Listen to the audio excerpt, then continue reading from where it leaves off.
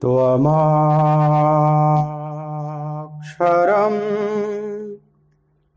परमं वेदितव्यं त्वमस्य विश्वस्य परं निधानम् त्वमव्ययः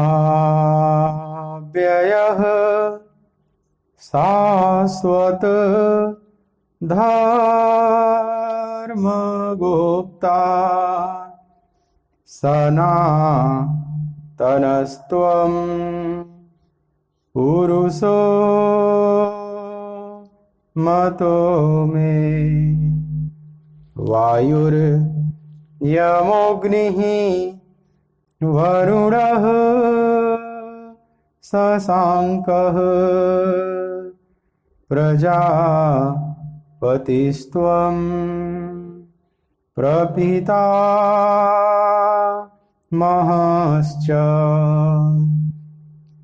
नमो नमस्तेस्तु सहस्रकृत्वः पुनश्च भूयोऽपि नमो नमस्ते। बोलिए भक्तवत्सल भगवान की जय। श्री राधे गोपाल भज मन श्री राधे। श्री राधे गोपाल भज मन श्री राधे। श्री राधे गोपाल भज मन श्री राधे। श्री राधे जय जय राधे। श्री राधे जय जय राधे।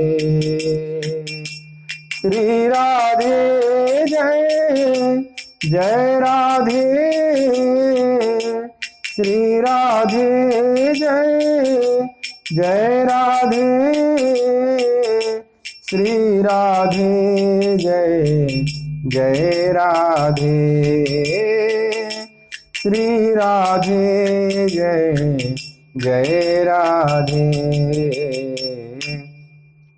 श्री राधे गोपाल भज मन श्री राधे। श्री राधे गोपाल भज मन श्री राधे। श्री राधे जय जय राधे। श्री राधे जय जय राधे। श्री राधे जय जय राधे। श्री राधे जय जय राधे। श्री राधे जय जय राधे। श्री राधे जय जय राधे। श्री राधे गोपाल भज मन श्री राधे। श्री राधे गोपाल भज मन श्री राधे। श्री राधे गोपाल भज मन श्री राधे। बोलिए भक्तवत्सल भगवान की जय। श्रीमद् भगवद गीता ज्ञान यज्ञ के इस मांगलिक सत्संग सत्र में मेरी तरफ से, आराधना कुंज की तरफ से श्रीधाम वृंदावन की तरफ से आप सभी प्रभु चरणानुरागी गीता प्रेमी भक्त वृंदों का बहुत बहुत हार्दिक स्वागत है। गीता के तीसरे अध्याय का 34वां श्लोक नंबर 34 आप मेरे साथ सस्वर गायन करेंगे भाव से। इंद्रियस्य इंद्रियस्यार्थे रागद्वेषौ व्यवस्थितौ तयोर्न वशमागच्छेत् तौ ह्यस्य परिपन्थिनौ। इंद्रियस्य इंद्रियस्यार्थे रागद्वेषौ व्यवस्थितौ तयोर्न वशमागच्छेत् तौ ह्यस्य परिपन्थिनौ। इसलिए मनुष्य को चाहिए कि इंद्रिय के अर्थ में अर्थात प्रत्येक इंद्रिय के विषय में राग और द्वेष छिपे हुए स्थित हैं। मनुष्य को उन दोनों के वश में नहीं होना चाहिए, क्योंकि वे दोनों ही इसके कल्याण मार्ग में विघ्न करने वाले महान शत्रु हैं। जीवन का महान शत्रु कौन है? भगवान यहां बता रहे हैं। यह शत्रु बाहर नहीं, हमारे भीतर है। यह शत्रु हमारा ही पाला हुआ है।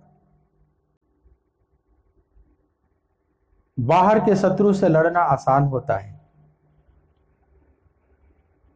लेकिन भीतर के शत्रु से लड़ना बहुत कठिन है,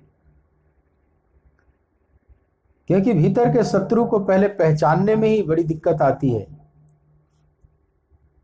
वह शत्रु मित्र जैसा प्रतीत होता है।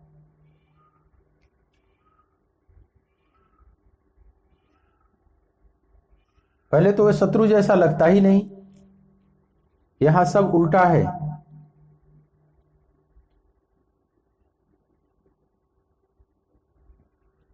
हम जब जिस विकार में पड़ते हैं वह विकार उस समय अच्छा लगता है मन को, नहीं तो कोई विकारों की तरफ बढ़े ही नहीं। बाद में जब परिणाम आता है तब उसको पता चलता है कि अरे ये तो मुझे ही लूट लिया। जैसे कोई नशेड़ी नशा करने जाता है तो पहले तो नशा को सेवन कर रहा है, नशा का भोग कर रहा है, लेकिन उसको ये नहीं पता कि नशा का मैं क्या भोग करूंगा, यह हमारा ही भोग करना शुरू कर देगा। बहुत बाद में उस नशेड़ी को, शराबी को पता चलता है कि मैं क्या पीने गया, वह मुझे ही पी गया। प्रारंभ में तो अच्छा लगता है। तो जो शत्रु है वो मित्र जैसा लगता है, जो जहर है वो अमृत जैसा लगता है। नहीं तो क्यों कोई आकर्षित हो? प्रारंभ में ही जहर की तरह दिखाई पड़ने लगे तो कोई आकर्षित क्यों होगा? वह अमृत की तरह दिखाई पड़ता है। ऊपर से अमृत का लेपन कर कर आता है, जैसे जहर को अमृत में लिपट कर दिया जा रहा है और जीव उसको खा लेता है। तो जो विकार हमारे अंदर प्रकट होता है वो कहीं ना कहीं विषय भोगों से हमें युक्त करता है और उस समय वह अच्छा लगता है। ये नहीं लगता कि ये शत्रु हैं, ये हमारे बर्बादी का कारण है, ये हमारे बर्बादी का इतिहास लिखा जाएगा, हमारा डाउनफॉल शुरू हो जाएगा, हमारा जीवन का ग्राफ उन्नति की तरह नहीं अवनति की तरफ जाएगा। यह बात समझ में नहीं आती प्रारंभ में। इसलिए हम जब बहुत आगे निकल जाते हैं तब पता चलता है कि ये तो हमारे लुटेरे थे। भगवान कहते हैं कि यह इस मार्ग के सबसे बड़े लुटेरे हैं, राग और द्वेष। आध्यात्मिक मार्ग के सबसे तौ ह्यस्य परिपंथिनौ। जैसे यात्री जाता है तो अपने सामान की रक्षा करता है, अपने सामान के प्रति बड़े केयरफुल होता है कि कहीं कोई लूट न ले। आप किसी यात्रा पर जाते हैं तो कितने कॉन्शियस रहते हैं, सचेत रहते हैं अपने सामान, अपने धन के प्रति।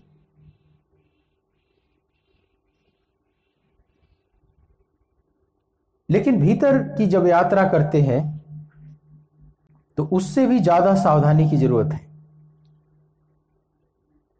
जो आध्यात्मिक पथिक हैं उनको और भी ज्यादा सावधान रहने की जरूरत होती है, क्योंकि वे लुटेरे सब भीतर हैं। बाहर से कोई क्या लुटेगा, इस मार्ग के लुटेरे हमारे भीतर हैं, और उसमें राग और द्वेष ये बहुत बड़े लुटेरे हैं।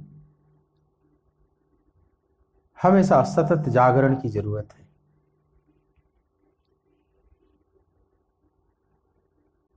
राग और द्वेष ये दोनों द्वंद्व हैं। ये लुटेरे ऐसे हैं, समझ ले दो नहीं एक ही हैं। देखने में तो दो लग रहा है, राग अलग है, द्वेष अलग है, दोनों विपरीत दिखाई पड़ रहे हैं। 36 के आंकड़े पर है राग और द्वेष, लेकिन ये दोनों द्वंद्व हैं। द्वंद्व का मतलब दोनों साथ रहेंगे, विदा भी होंगे तो दोनों साथ ही साथ विदा होंगे।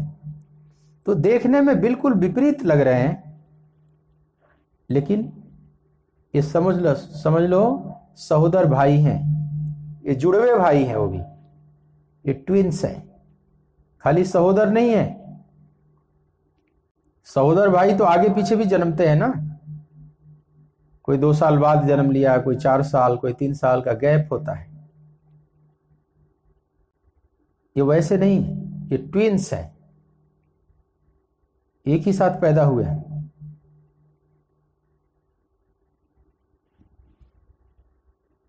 सहोदर भी हैं और ट्विंस भी हैं। तो देखने में विपरीत हैं, लेकिन ये विपरीत नहीं है, दोनों साथ साथ प्रकट होते हैं और विदा भी होंगे तो साथ साथ। ऐसा ट्विंस भी शायद देखने में बहुत कम आता है। पैदा तो साथ साथ हो जाते हैं, लेकिन मरते भी साथ साथ हैं। ऐसी घटना बहुत दुर्लभतम है, रेयरेस्ट कोई घटी होगी घटना, एक ही समय पैदा हुए और एक ही समय मरे दोनों। ऐसा बहुत कम देखने में आता है।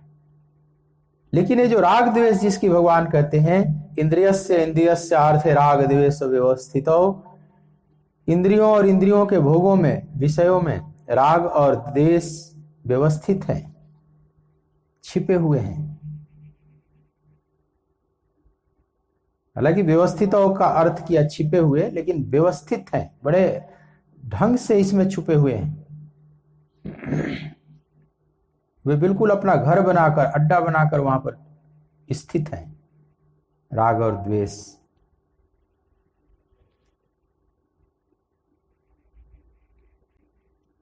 तो ये दोनों द्वंद्व हैं, ये दोनों साथ साथ पैदा होते हैं, परंतु यह देखने में लगेंगे कि बड़े विपरीत हैं। क्योंकि जो राग की अनुभूति होती है उसके विपरीत द्वेष की अनुभूति है।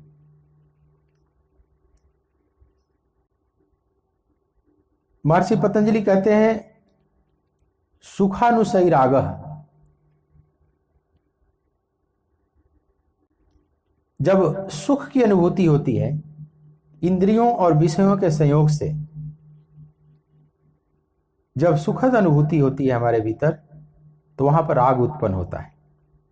और दुखानुसई द्वेषः, जहां दुखद अनुभूति होती है वहां द्वेष उत्पन्न होता है। मतलब जो हमें प्रीतिकर लगता है उन वस्तु व्यक्तियों से राग हो जाता है, जहां जहां अप्रीतिकर लगता है वहां वहां से हम भागना चाहते हैं, मन वहां से हटना चाहता है, वहां वहां से द्वेष हो जाता है। तो दोनों का अनुभव अलग अलग है, राग और द्वेष का अनुभव अलग अलग है। जैसे कोई चीज आप चख रहे हैं, स्वाद, कोई बहुत मीठा लग रहा है, कोई बहुत कड़वा लग रहा है, दोनों की अनुभूति विपरीत हो गई ना। एक मिठाई आप चख रहे हैं, एक कड़वी चीज चख रहे हैं, एक तरफ आम खा रहे हैं, दूसरी तरफ नीम के पत्ते खा रहे हैं, नीम के फल खा रहे हैं। अब दोनों का अनुभव बहुत अंतर है। आम खाएंगे तो आपके चेहरे पर प्रसन्नता झलकेगी, अच्छा लगेगा, सुखद अनुभूति होगी, और नीम खाएंगे तो दुखद अनुभूति होगी, चेहरे का रंग बदल जाएगा। अब उसको आप नहीं खाएंगे, उसको फेंकेंगे, उससे द्वेष हो जाएगा। तो जहां सुखद अनुभूति होती है उससे राग हो जाता है, जहां दुखद अनुभूति होती है उससे द्वेष हो जाता है। तो अनुभूति तो बड़ी विपरीत है। एक को आप संग्रहित करना चाहते हैं, दूसरे को आप फेंकना चाहते हैं, एकदम उसको आने नहीं देना चाहते, और दूसरे को आप छोड़ना नहीं चाहते, उसको पकड़े रहना चाहते हैं। तो लग रहा है कि ये दोनों अलग अलग चीजें हैं, दो चीजें हैं, परंतु दो नहीं, ये बहुत करीबी ट्विंस हैं, सहोदर हैं और ट्विंस हैं, जो साथ साथ पैदा हुए हैं और साथ साथ विदा होंगे। तो एक अर्थ में देखने में विपरीत है, लेकिन विपरीत नहीं है। इसको द्वंद्व कहा जाता है, इसको डायलैक्टिक्स, द्वंद्व। ये एक ही सिक्के के दो पहलू की तरह हैं।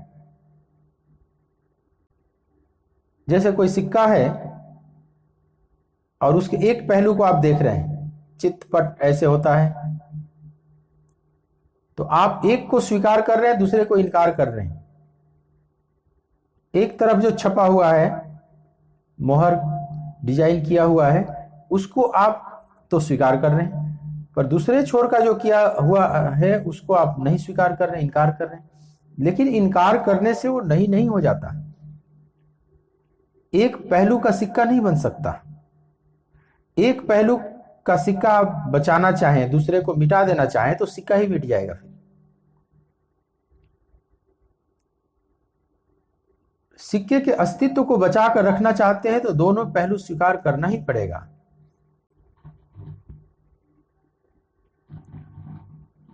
उसी प्रकार से यह जो जगत बना है, ये द्वंद्वों से बना है,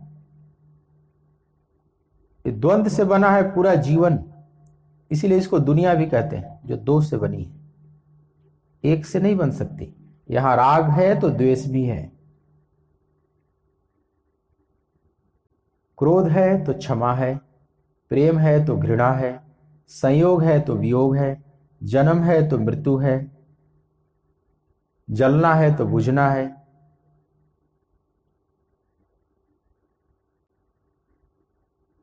ये द्वंद्व कहलाते हैं। ये साथ साथ पैदा होते हैं और इसके बगैर जीवन खड़ा ही नहीं होगा। जीवन में कहीं केवल राग ही राग हो, एक तो ऐसा हो नहीं सकता, संभव नहीं, क्योंकि कहीं राग होगा तो कहीं द्वेष होगा ही होगा। जैसे कोई पहाड़ी रास्ता में आप जाते हैं तो कहीं शिखर है, ऊंची चोटियां दिखाई पड़ती हैं, तो जहां ऊंची चोटी है उसी के बगल में घाटी भी है। बिना घाटी के कोई ऊंची चोटी निर्मित हो ही नहीं सकती। अथवा दूसरी तरफ से भी कह सकते हैं कि बिना चोटी निर्मित हुए कोई घाटी भी निर्मित नहीं हो सकती। तो शीर्ष है तो गर्त भी है। केवल गर्त हो और शीर्ष ना हो, या शीर्ष हो गर्त ना हो, ऐसा संभव है? ऐसा संभव नहीं है। तो पहाड़ी रास्ते पर कहीं चोटी है तो कहीं घाटी है, इसी का खेल चलते रहता है। समुद्र में लहरें आती हैं और जाती हैं। ज्वार, जब लहरें आती है उसको ज्वार कहते हैं, अब जब लहरें जाती हैं उसको भाटा कहते हैं। केवल कोई ज्वार ही ज्वार को स्वीकार करे, भाटा को न स्वीकार करे, तो ऐसा संभव ही नहीं। ज्वार है तो भाटा है, भाटा है तो ज्वार है। ये द्वंद्व है, ये साथ साथ रहेंगे। जैसे ही ज्वार बनता चला जाता है, भाटा भी उसी समय निर्मित होता चला जाता है। जैसे भाटा निर्मित हो रहा है तो ज्वार भी निर्मित होता चला जाता है। जैसे आप खाई खोदते हैं तो शीर्ष बनना शुरू हो जाता है। ये दोनों साथ साथ होते हैं। जैसे आप गड्ढा खोदते हैं तो एक तरफ ऊंचाई बननी शुरू हो जाती है, या कहीं आप ऊंचाई बना रहे हैं, कोई टीला बना रहे हैं तो वहां पर नीचाई बननी शुरू हो गई। ये दोनों साथ साथ चलते हैं, साइमल्टेनियस युगपत घटना है। मां है तो बेटा भी है, बेटा है तो मां है। केवल मां हो है और बेटा ना हो ऐसा नहीं हो सकता, बेटा हो और मां ना हो ऐसा नहीं हो सकता। ये भी द्वंद्व है। जैसे मातृत्व और पुत्र का जन्म एक साथ होता है, इधर पुत्र जन्म दे रही है मां और उधर मातृत्व का जन्म हो रहा है। जब तक पुत्र जन्म नहीं दिया तब तक मां भी नहीं, उसको मां नहीं कहा जा सकता। तो केवल पुत्र ही जन्म नहीं देती, वहां मातृत्व का भी जन्म होता है।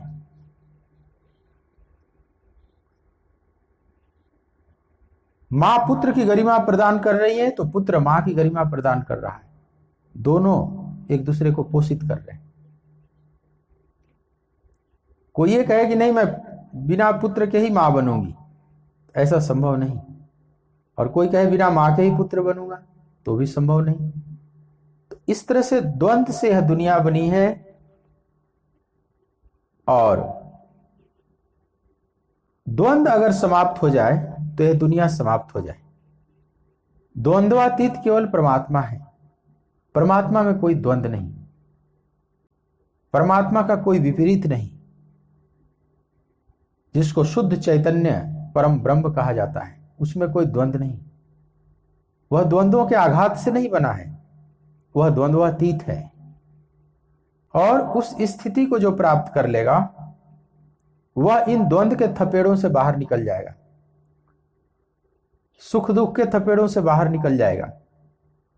लेकिन जब तक हम इस संसार में हैं, दुखालयम अशाश्वतम क्षणभंगुर इस संसार में हैं, तब तक हमें इन द्वंद्वों का आघात सहना ही होगा।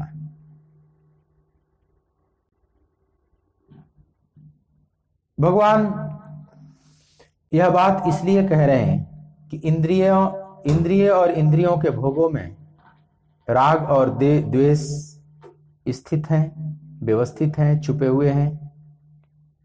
ये हमारे मार्ग के सबसे बड़े लुटेरे हैं।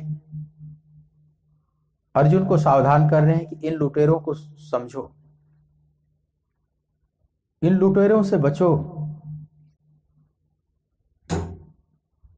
राग द्वेष को न आने दो। मुसाफिर जागते रहना, नगर में चोर आते हैं, जिसे वे सोते पाते हैं, जिसे वे सोते पाते हैं, उसी को लूट लेते हैं। मुसाफिर जागते रहना हो, मुसाफिर जागते रहना, नगर में चोर आते हैं। परिपंथिनो तयोर्न बसमागत्य तौ ह्यस्य परिपंथिनो। मतलब हम सब कल्याण के रास्ते पर जो चलना चाहते हैं, जो साधक हैं, उनको भगवान ने यहां पंथी कहा है, यात्री कहा है। जो नहीं चल रहे वे तो यात्री भी नहीं, अध्यात्म पथ पर जो यात्रा ही नहीं प्रारंभ किए, जिज्ञासा तक नहीं हुई, उनको यहां पंथी नहीं कहा जाता, वो तो बैठे हुए। जैसे कोई बद्रीनाथ जाने की जिज्ञासा से भर गया, उसके बारे में पूछताछ करने लगा, कैसे जाया जाता है, कहाँ ठहरूंगा, कितनी दूरी है, कितना खर्चा आएगा, कितने दिन लगेंगे।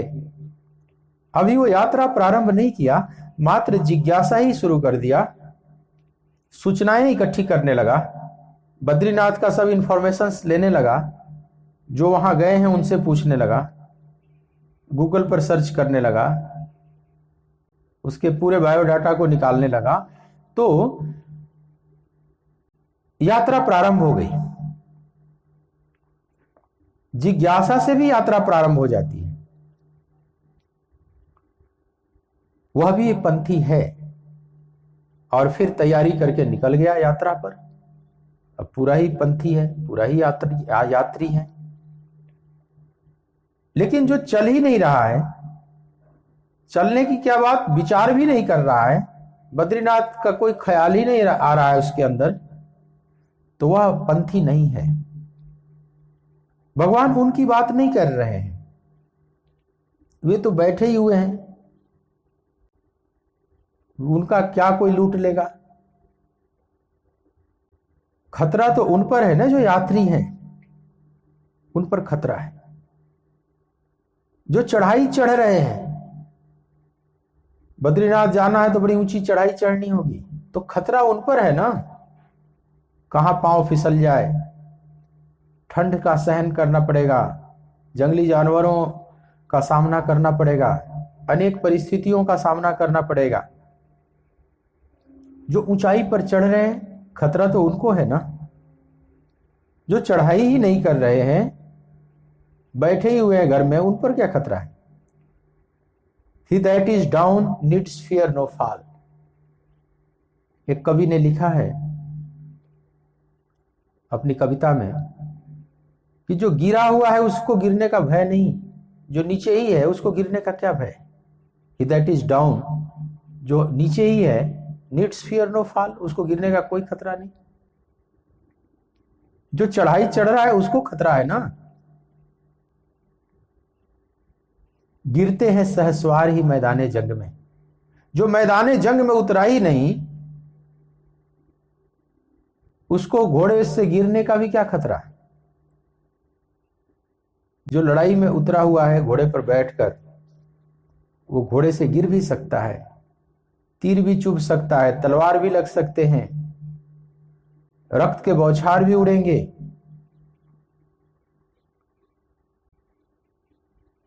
बड़ा सचेत होकर लड़ना पड़ेगा। लेकिन जो बाउंड्री पर होकर युद्ध को देख रहे हैं, उन्हें किसी सचेत होने की जरूरत नहीं, उन पर कोई खतरा भी नहीं। न वो पराजय का स्वाद चखेंगे, न विजय का स्वाद चखेंगे जो बाउंड्री पर हैं। लेकिन आध्यात्मिक पथ की एक खासियत है कि जो इस पर चलते हैं वे विजय का ही स्वाद चखते हैं। एक बात ध्यान से समझ लें, जो सांसारिक युद्ध में उतरते हैं उनको विजय अथवा पराजय कुछ भी मिल सकता है। कोई जरूरी नहीं कि सबको विजय श्री मिले, एक को तो पराजित होना ही होगा।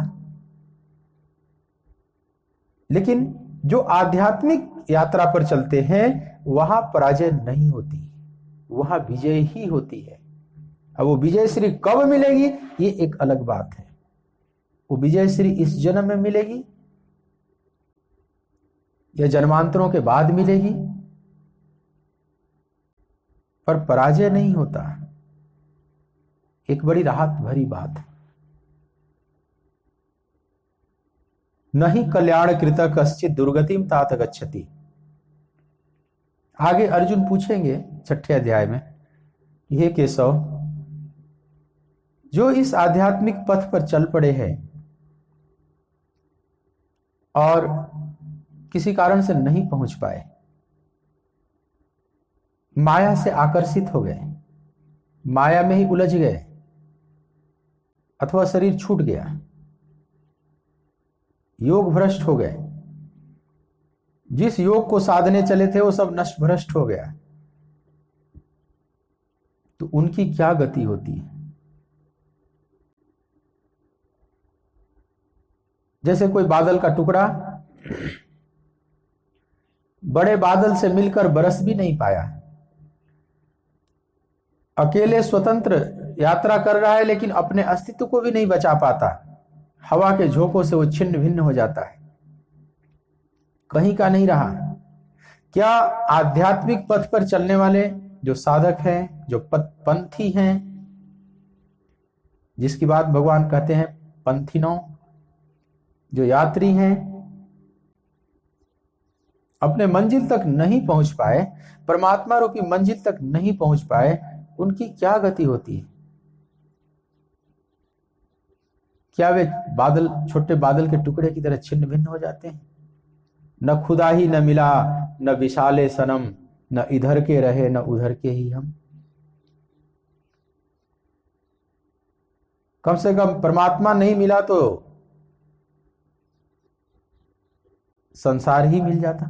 संसार भी छोड़ा, इस तट से भी नौका को छोड़ दिया, उस तट पर भी नौका नहीं पहुंची, तो बीच भंवर में नौका डूब जाती है। बीच भंवर में डूबने से तो फिर अच्छा है कि इसी तट पर खड़ा रहे। कोई नदी के उस पार जाना चाहता है और कुछ लोग इस भय से नहीं जा रहे हैं कि बीच में नौका कहीं डूब न जाए। तो अगर डूब जाए नौका बीच में, इससे तो अच्छा है कि इसी तट पर खड़ा रहे, उस पार न जाए। ये तो बड़ा खतरा मोल लेने जैसा है। क्या आध्यात्मिक यात्रा भी ऐसे ही है?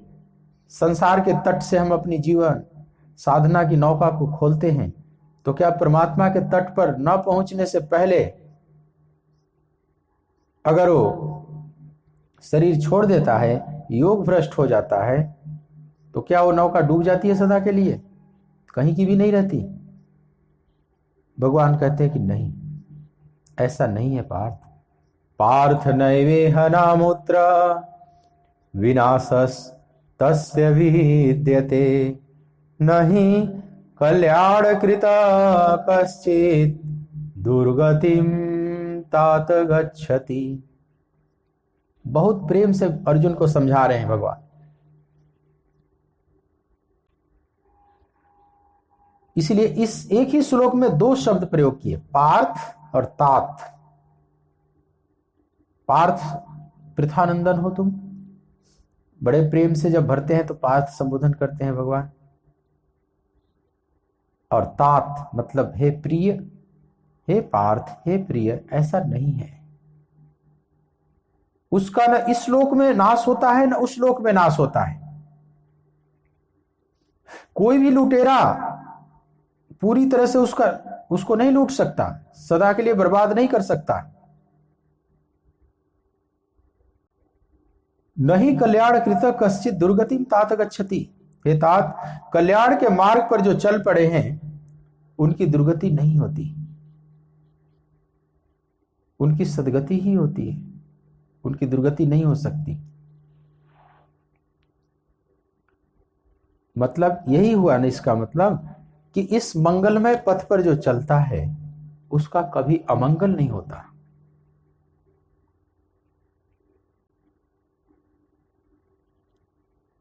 मंगलमय रास्ते पर जो चलते हैं उसका मंगल ही मंगल होता है। अब कब होता है, कितने समय में हो जाएगा पूर्ण मंगल, यह नहीं कहा जा सकता।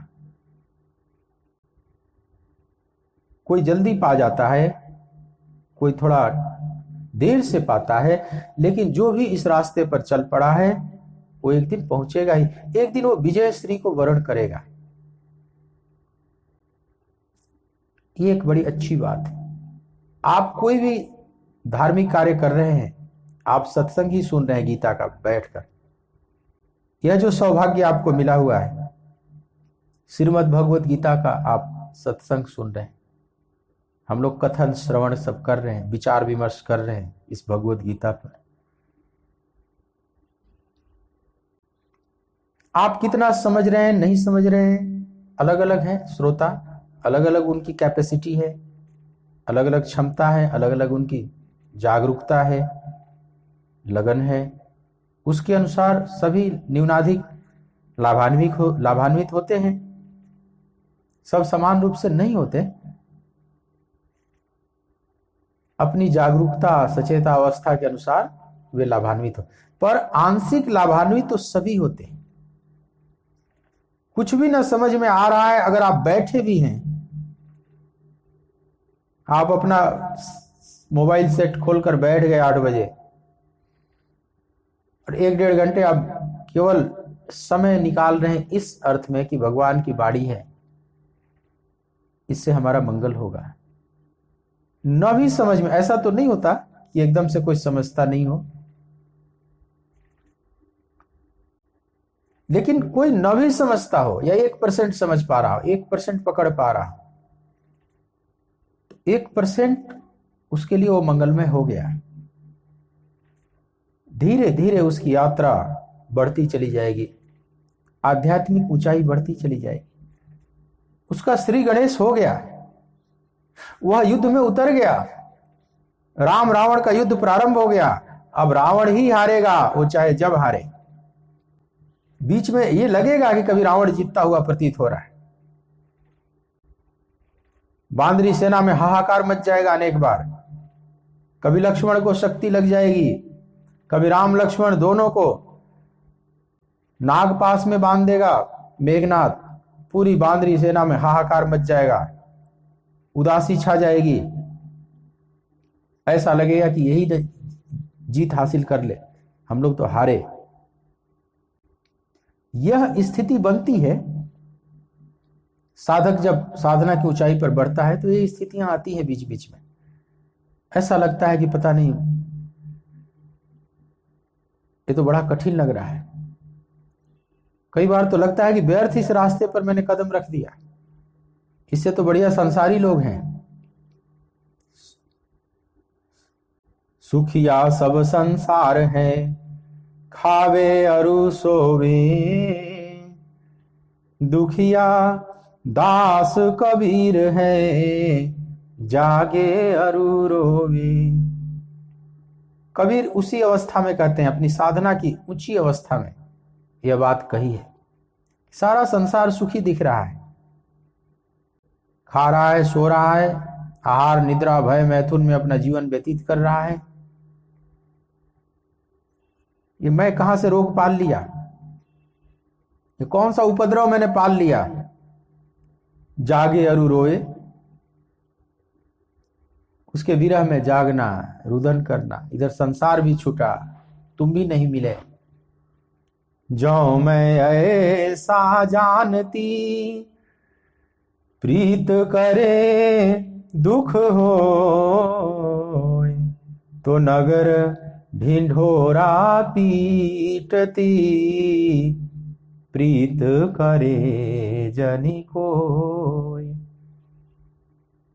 जब ये लुटेरे परेशान करने लगते हैं, जिसकी बात भगवान कहते हैं कि इंद्रियों और इंद्रियों के भोगों में राग और द्वेष व्यवस्थित है, छुपे हुए हैं, यही इस आध्यात्मिक पथ के सबसे बड़े लुटेरे हैं।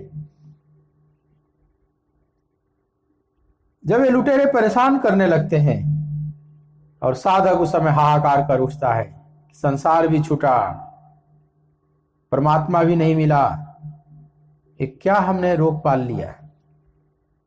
मीराबाई भी उसी अवस्था में कहती हैं, साधना की उच्च अवस्था में स्थिति बनती है और कहती है कि ये प्रेम क्या कर लिया है, तो एक रोग पाल लिया है। अगर मुझे पता होता पहले, जो मैं ऐसा जानती प्रीत करे दुख होए, ऐसा दुख मोल लिया जाएगा, ये उपद्रव मोल ले लिया मैंने, तो नगर ढिंढोरा पीटती, पूरे नगर में ढिंढोरा पीट कर मैं बता देती, कहती प्रीत करे जन कोई। ऐ मानव, तुम इस प्रेम के पथ पर कदम मत रखना। या सब कुछ फूंकने की साहस हो, सब उजाड़ खंड कर देने की अगर हिम्मत हो, तब इस रास्ते पर कदम रखना।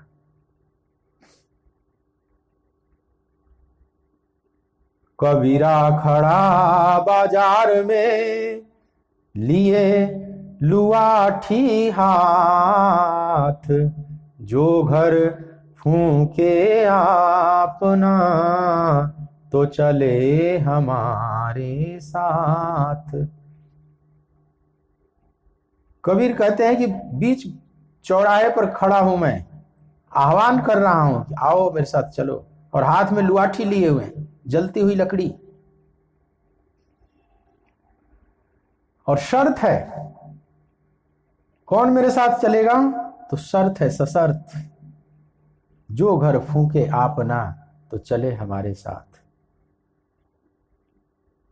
बड़ा कठिन शर्त है।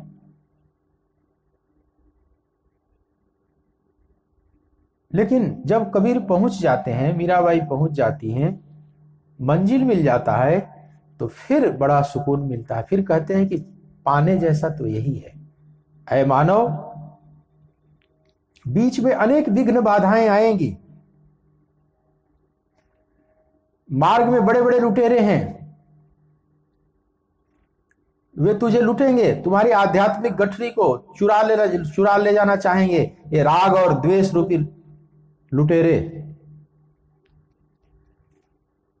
सावधान रहना। मुसाफिर जागते रहना, मुसाफिर जागते रहना, नगर में चोर आते हैं, जिसे वे सोते पाते हैं, जिसे वे सोते पाते हैं, उसी को लूट लेते हैं। मुसाफिर जागते रहना हो, मुसाफिर जागते रहना, नगर में चोर आते हैं। एक पूरा जागरण की जरूरत है, फुल अवेयरनेस की जरूरत है इस रास्ते पर। जरा मूर्छित हुए, ये लुटेरे लूटने के लिए ही बैठे हुए। और ध्यान दें, ये लुटेरे उसी को लूटते हैं जो सो जाते हैं।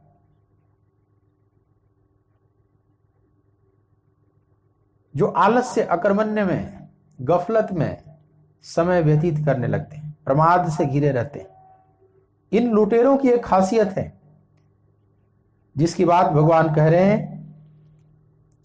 परिपंथिनो, ये जो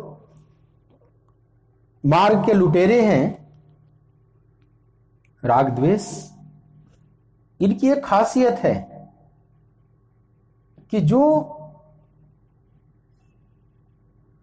मूर्छित जीते हैं, मतलब परमात्मा के प्रति होश से नहीं भरे रहते। मूर्छा का मतलब सांसारिक चिंतन करना। होश और मूर्छा आध्यात्मिक मार्ग में बस दो ही प्रकार से समझें। जो सांसारिक चिंतन से भरे हुए हैं वे मूर्छित हैं, और जो पारमार्थिक चिंतन से भरे हुए हैं वे जागरूक हैं। यहां शयन जागरण इसी रूप में है। संसार में आप कितना भी जाग रहे हैं, संसार को इकट्ठा करने के लिए, संसार को कमाने के लिए आप कितनी भी बुद्धि लगा रहे हैं और आप उसमें सफल भी हो जा रहे हैं, लेकिन आध्यात्मिक दृष्टिकोण से वो सफलता कुछ भी नहीं है।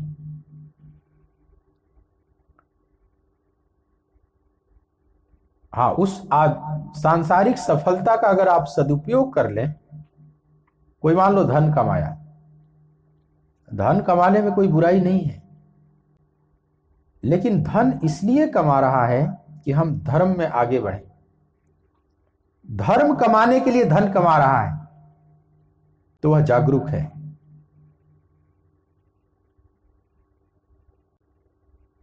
केवल धन के लिए धन कमा रहा है, संसार को पाने के लिए धन कमा रहा है तो मूर्छित है। और धर्म कमाने के लिए कि हम इस धन का सदुपयोग करेंगे धर्म के मार्ग पर, तो वह जागरूक है। तो यह जो लुटेरे हैं, जो मूर्छित हैं, उन्हीं को लूटते हैं। और मूर्छित होने का मतलब, हम जब सांसारिक भाव से भर जाते हैं तो हम मूर्छित हैं, प्रभु के भाव से भरते हैं तो हम जागरूक हैं। पर ये लुटेरे जबरदस्ती नहीं करते। जैसे कोई लुटेरे होते हैं ना, हमला कर देते हैं जबरदस्ती, नहीं, ये जबरदस्ती हमला नहीं करते। जो सो जाते हैं उन्हीं पर हमला करते हैं, उन्हीं को लूटते हैं। जिसे वे सोते पाते हैं उसी को लूट लेते, जागने वाले को नहीं लूटते। इसलिए सो मत, संभालो माल अपना तुम, बांध कर धर सिरहाने में। संभालो माल अपना तुम, बांध कर धर सिरहाने में। यह जो आत्मिक संपदा रूपी माल है, जो हमने थोड़ा कमाया है, आध्यात्मिक कमाई की पूंजी इकट्ठी की है, उसको संभालो बड़े यत्न से। जैसे तीर्थ यात्रा पर जाते हैं तो अपनी गठरी को सिरहाने रख के लोग सोते हैं कि कोई इधर उधर रखेंगे तो खींच न ले जाए। ऐसे ही सिरहाने रखो, हमेशा अपने चित्त में प्रभु को धारण किए रखो। अपनी खोपड़ी में, अपने मानस में हमेशा प्रभु का ख्याल भरा रहे। यही संभालने का मतलब है। संभालो माल अपना तुम, बांध कर धर सिरहाने में। जरा सी नींद गफलत में, जरा सी नींद गफलत में, झपट गठरी उठाते हैं।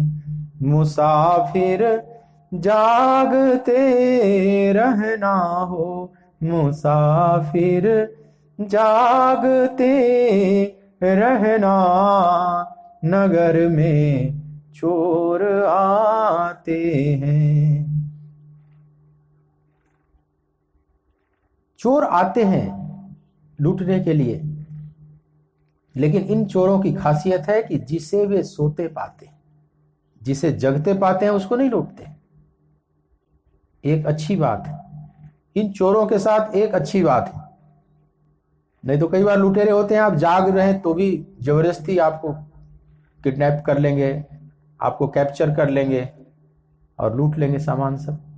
इन चोरों के साथ एक खासियत है कि जो सो जाते हैं, जो प्रभु के ख्याल से भरे रहते हैं, जो जागरूक हैं, उनके पास नहीं आते।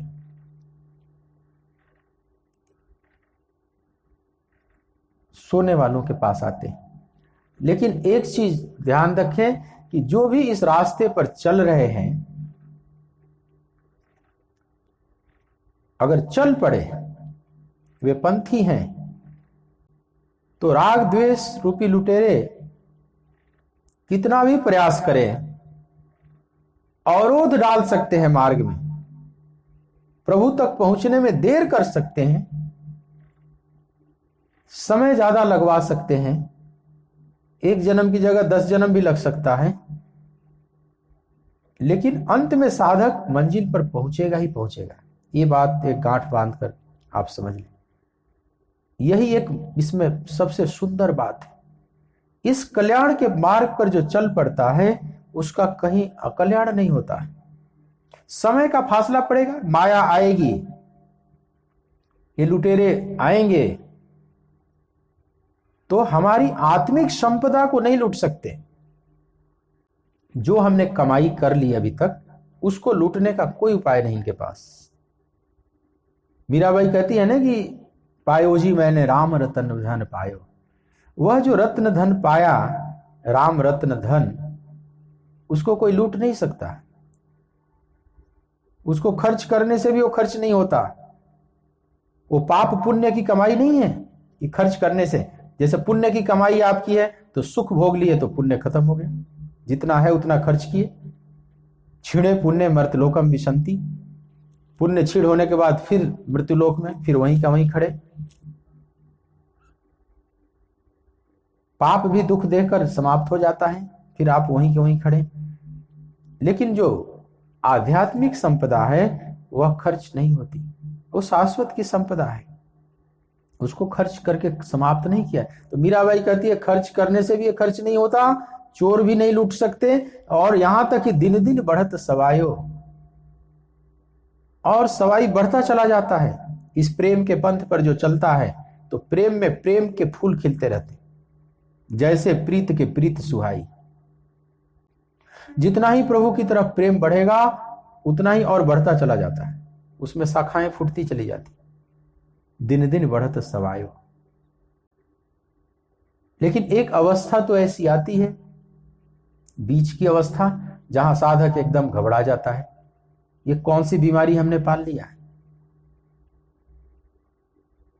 ऐसा भंवर में नाव है, अभी तो नाव समुद्र में ना जाने क्या होए।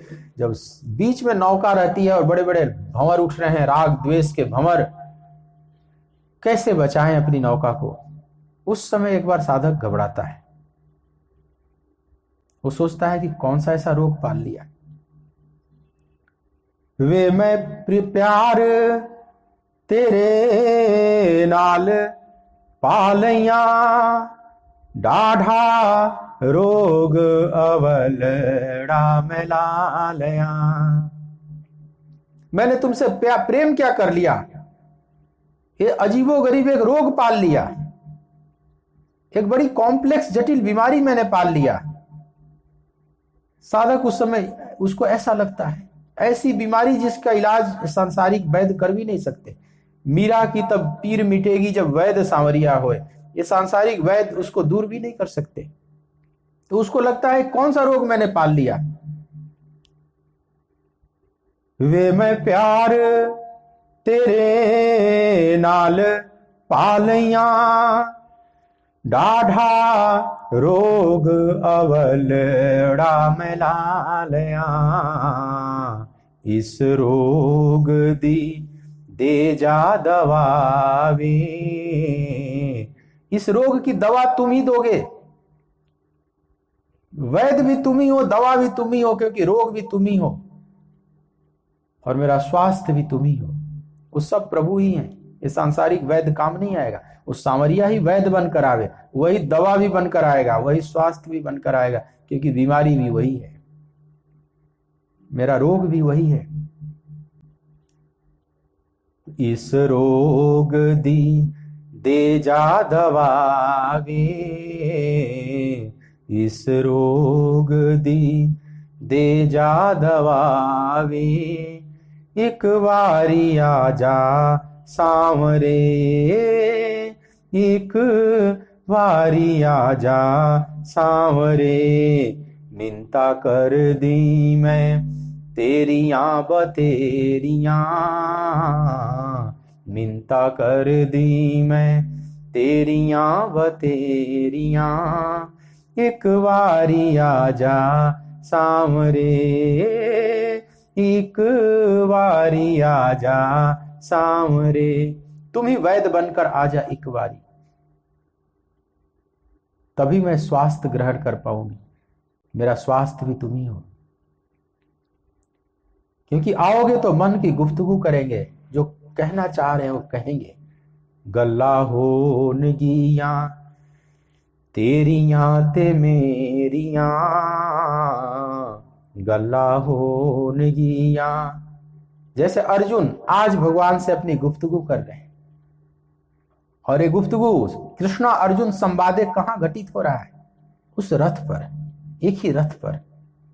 और ये रथ कहां खड़ा है, उस कुरुक्षेत्र के भयानक युद्ध के माहौल में, जहां दोनों तरफ सेनाएं उतावली खड़ी हैं। धरती के सबसे बेशकीमती योद्धा आमने सामने तने हुए हैं, शंखनाद हो चुका है, बहुत क्रांतिक क्षण है, और रथ बीच में खड़ा है, और यहां कृष्णा अर्जुन संवादे घटित हो गया।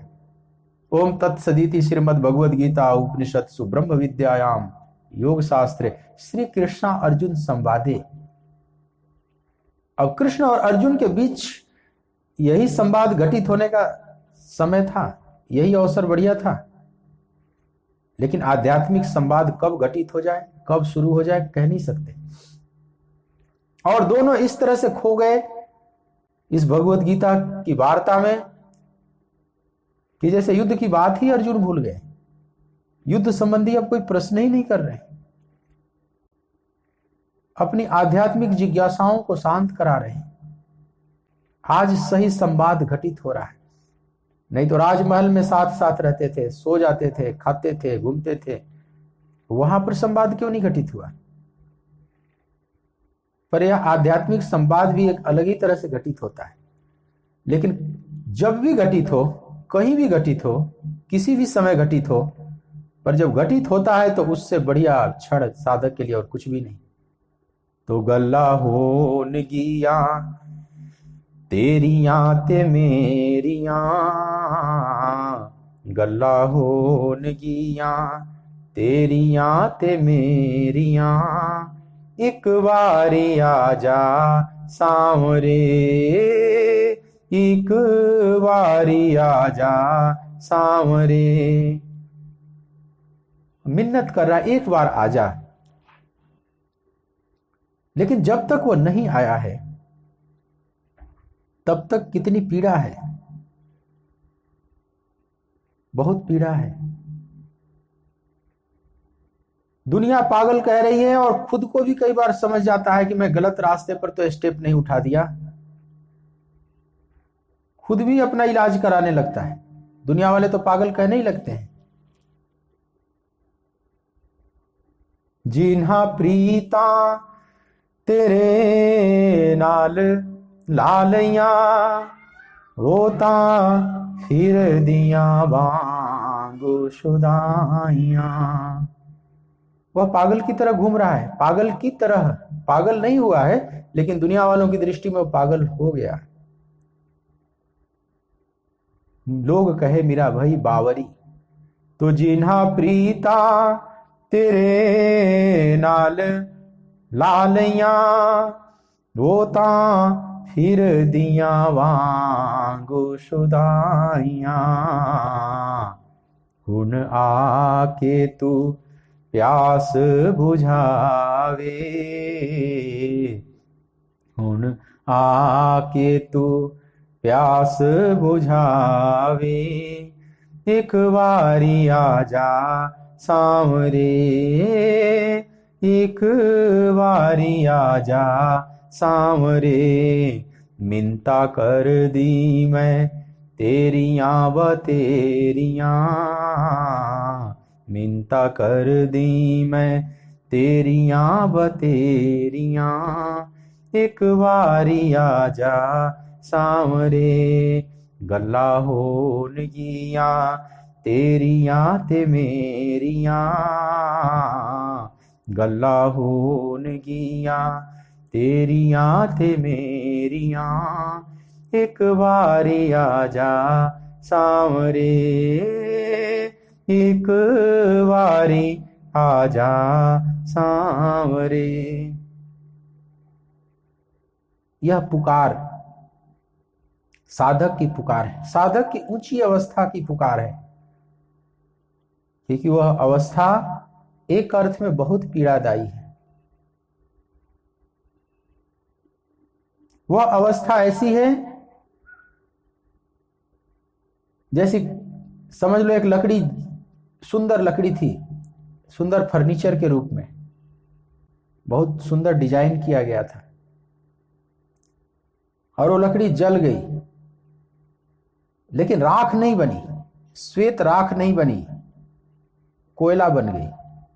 अभी राख तक की यात्रा नहीं की। राख का भी एक सौंदर्य है, जब श्वेत चांदी की तरह हो जाए, अब उसके बाद जलना नहीं होता, वो अंतिम दहन है, उसके बाद फिर जलना नहीं होता, उसमें कुछ भी आग नहीं बचा। वो परमहंस अवस्था है, श्वेत चांदी की तरह राख हो गई। फर्नीचर की अवस्था मैंने संसारी की, संसारी लोग कैसे डेकोरेट करके रखते हैं अपने आप को टिप टॉप करके, तो लकड़ी बड़े सुंदर फर्नीचर के रूप में थी। वो फर्नीचर श्वेत चांदी की तरह राख बनने चली, लेकिन वो कोयला बनकर रह गई। तो लकड़ी जल कोयला भई, कोयला जल भई राख, मैं बौरी ऐसी जली, कोयला भई न राख। लकड़ी जल के कोयला और कोयला जलकर राख हो गया। लेकिन वह साधक जो बीच में खड़ा है, साधक अवस्था में है, वो कहता है कि मैं तो ऐसी जली, न कोयला भई न राख।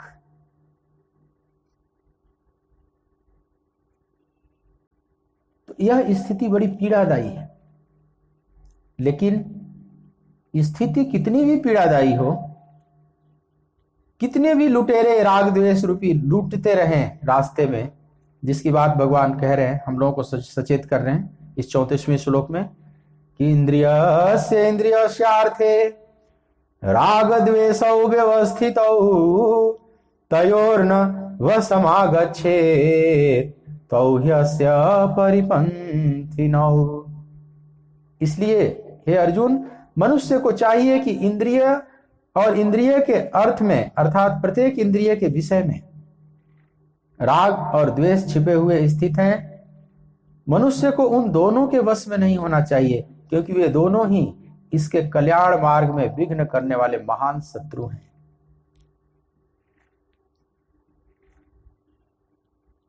यही सबसे बड़े लुटेरे हैं। तो चाहे कितने भी बड़े लुटेरे हों राग द्वेष के, लेकिन आप अगर कमर कस के इस आध्यात्मिक पथ पर चल पड़े हैं, चाहे आपकी लकड़ी जलकर अभी राख नहीं बनी है, कोयला भी बनी है, तो भी कोई नुकसान वाली बात नहीं है। हाँ, सौंदर्य खो गया। फर्नीचर में एक सौंदर्य था, लोग अपने ड्राइंग रूम को उससे डेकोरेट करते थे।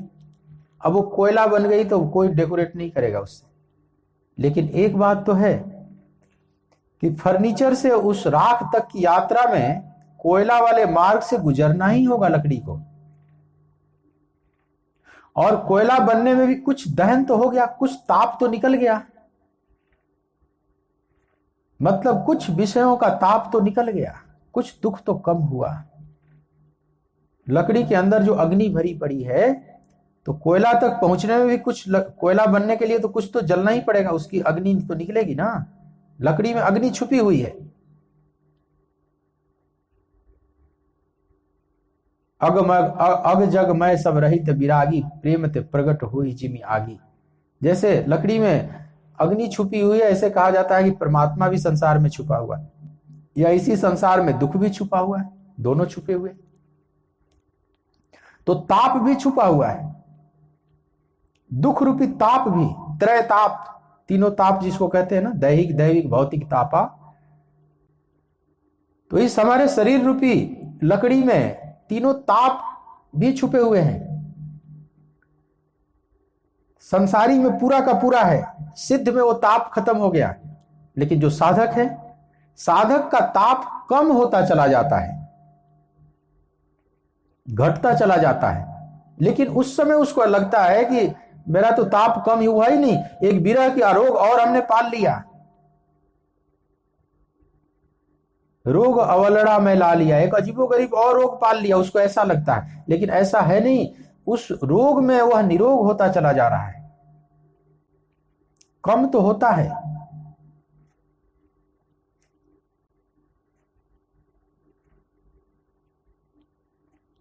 उसकी कमी आती है। कितना भी साधक परेशान हो,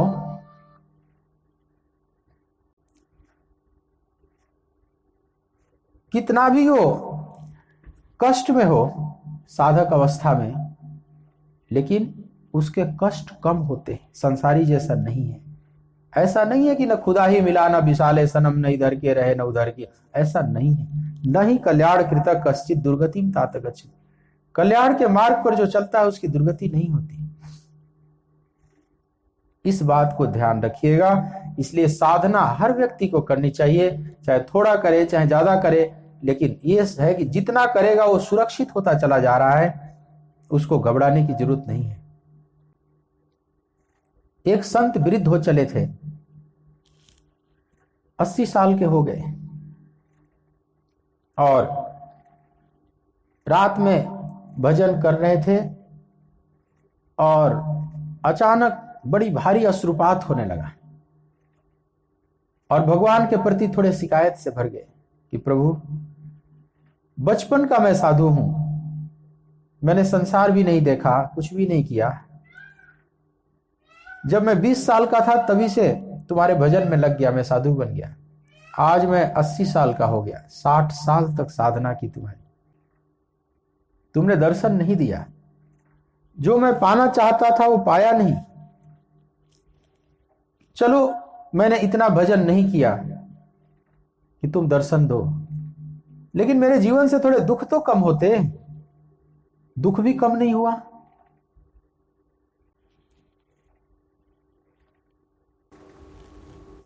मेरे से बढ़िया तो ये संसारी लोग दिख रहे हैं, खूब मौज मस्ती कर रहे हैं, जी रहे हैं। मैंने तो संसार भी छोड़ा, संसार भी नहीं देखा और तुम्हें भी नहीं देखा, और ये 60 साल का पूरा जीवन लगा दिया।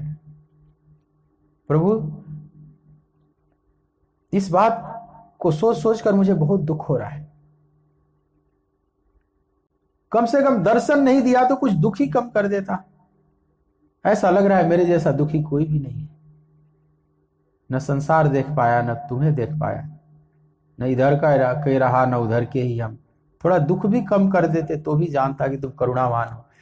ऐसा कहते कहते भगवान के प्रति थोड़े शिकायत से भरकर रोते रोते हुए महात्मा सो गए।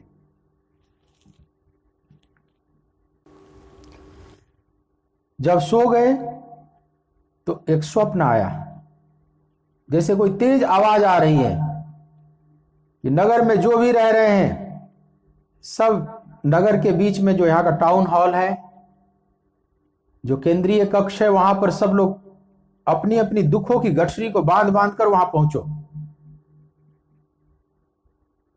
तो महात्मा भी अपने दुखों की गठरी लेकर भाग रहे हैं। जब सड़क पर आए देखे कि सब अपने अपने दुखों की गठरी लेकर दौड़ रहे हैं उस टाउन हॉल की तरफ। ये भी पहुंच गए, सब उस हॉल में खड़े हो गए पूरे नगर के लोग। तो फिर दूसरा आदेश जारी हुआ। उस हॉल में बहुत सी खूंटियां गड़ी पड़ी हैं। आदेश हुआ कि सब अपने अपने दुखों की गठरी को एक एक खूंटी पर लटका दो। तो सब ने लटका दिया।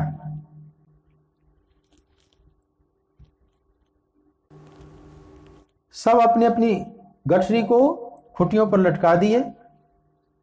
फिर तीसरा आदेश होता है कि अब कोई भी किसी की गठरी लेकर जा सकता है यहां से। महात्मा ने देखा कि मेरी गठरी तो बड़ी छोटी है, बाकियों की गठरी बहुत बड़ी बड़ी दिखाई पड़ रही है और उसमें से दुख झांक झांक कर दिखाई पड़ रहे हैं। महात्मा दौड़े तेजी से कि मेरी गठरी कोई और न लेकर भाग जाए, ताकि दूसरे की गठरी को मुझे लेना पड़ेगा। बड़ी तेजी से भागे अपनी गठरी को पकड़ने के लिए, क्योंकि इनकी गठरी सबसे छोटी थी। और उसी तेजी से भागने में नींद खुल गई, स्वप्न टूट गया।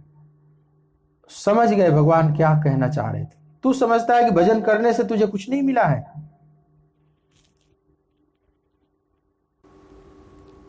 भजन का परिणाम है कि तुम्हारे दुख बहुत कम हो गए, तेरी दुखों की गठरी बहुत कम हो गई। उदास मत हो और दूर को मत देखो, दूर का ढोल सुहाना लगता है। ये सब जो मौज मस्ती में दिखाई पड़ रहे हैं, इनके भीतर भी रुदन है, आंतरिक क्रंदन है। ये ऊपर की हंसी देखकर ये मत समझ लो कि सब बड़े मौज मस्ती में जी रहे हैं। तुम्हारे भजन का परिणाम आया है, तुम्हारी दुखों की गठरी बहुत कम हो गई है। थोड़ा सा और लगे रहो धैर्य से। तब उस संत को बात समझ में आ गई, भगवान से क्षमा मांगी।